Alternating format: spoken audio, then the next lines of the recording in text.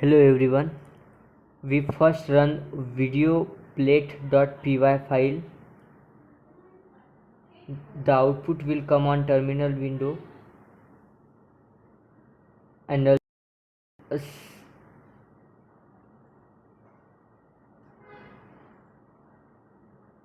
TensorFlow library will work on this.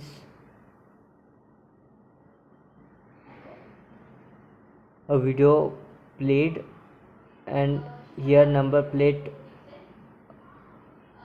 prediction is started with confidence level.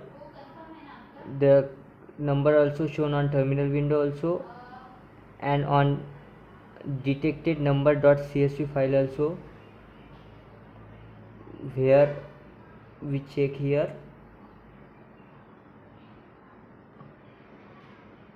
In this file we watched date of the date and detected numbers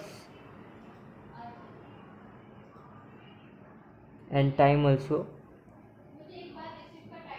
and prediction is on the based on the frame wise prediction.